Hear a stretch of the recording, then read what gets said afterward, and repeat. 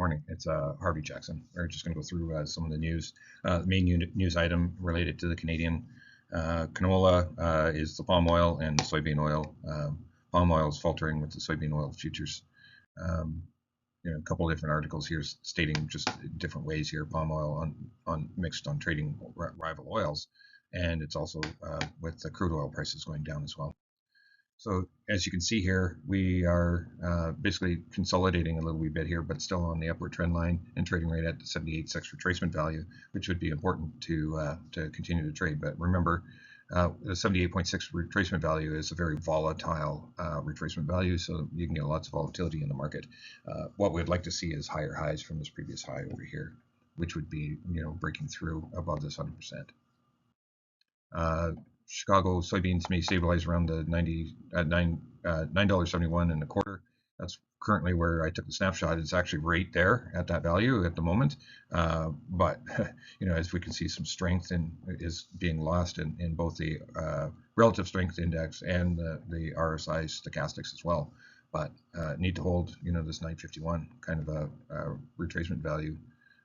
It's been a pretty good and slide downwards. Soybeans have had a lot of pressure on them. So this article is actually talking about dry weather in Argentina hitting the corn, and it's most importantly the spring wheat and corn areas. So what I'm demonstrating here is your wheat production. Argentina doesn't even make the top 7 or 8 that's listed here, or in either corn or wheat, but they do make it in on the wheat exports as an exporter. Just because you're not the biggest grower of it, you could be an exporter, and they're in here quite strong. They're in third place for exporter on corn. So that story does have significance, and it does have significance on the soybeans, as we saw 2 years ago when they had lots of drought go through with their La Nina actually kicking hard with their production. Manitoba came out with their numbers yesterday, and I'm going to say this is probably even wrong, because it is posted for this date, and a lot of things have happened, and I don't know how they get this measurement either.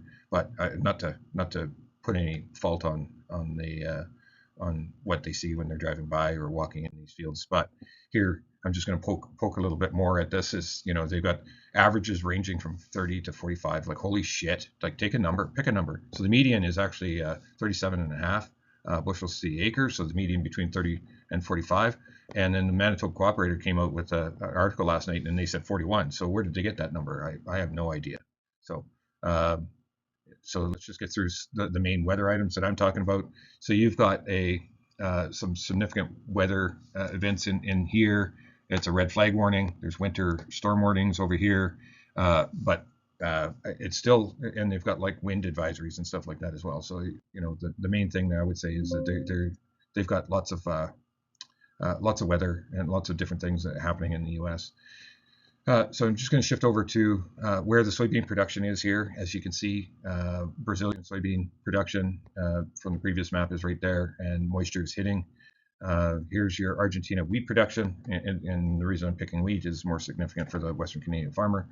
So if we look at where that is, it does look like there's enough rain there, but we'll have to see how that all plays out. So if we're going to just go through the markets here first, canola's down $3-4. The rapeseed stayed flat. Soybean oil basically flat from its downward move in the last few days. Palm oil got pulled down with the soybean oil, as mentioned in the articles above. Crude oil basically trading kind of somewhat flat here as well. It's just right around $70 a barrel. Soybeans down 7 cents, and wheats are trading on both sides of a penny gain to a penny and a half gain to a penny and a half loss. Corn down 2 cents and trading right at its resistance, and the Canadian dollar just slightly down again today. So just going through canola, we've had this downward trend in the last few days here, and you can see in the RSI stochastics and slow stochastics, we're approaching the point where if you get a recovery, this is a buy signal, this is a sell signal when you break through. So buy and sell, and we're approaching what's looking to be basically an oversold kind of a situation. In this one, I just wanted to do a comparison since October 1st.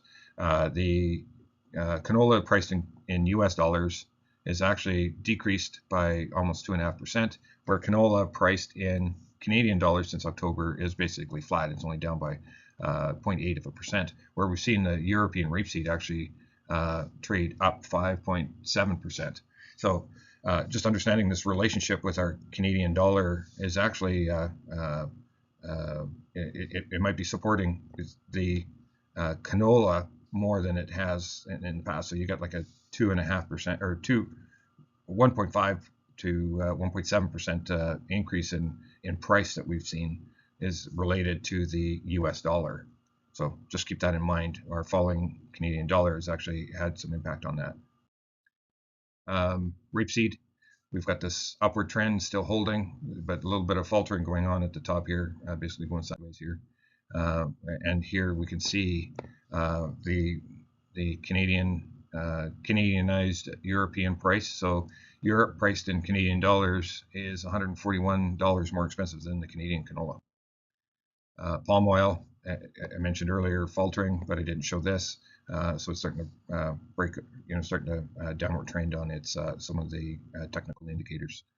And crude oil, basically falling apart as well, and trading right at its short-term moving average as well.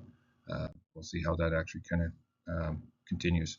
This almost looks like we're getting very close to a buy signal on the slow stochastics here. If interested, you want to defend against the Canadian dollar going up, that would be the range or possibility is very close here. U.S. or the spring wheat, been trading a channel for some time here, but we are starting to approach this kind of oversold area as well. So, and your Chicago wheat in the same kind of boat here, and you've got moving averages converging because we've been going sideways for so long. Your Kansas wheat, same idea. It's been trading sideways for a little bit of time. The only thing I can say for the differences in some of these milling classes is the European is still trading in a higher range of trade. So it's trading between the 23.6 and the 38.2 retracement value. Corn, it's trading right on that support line of right around that $4 mark, and breaking through would probably retest this low over here. And that's all I have for you today.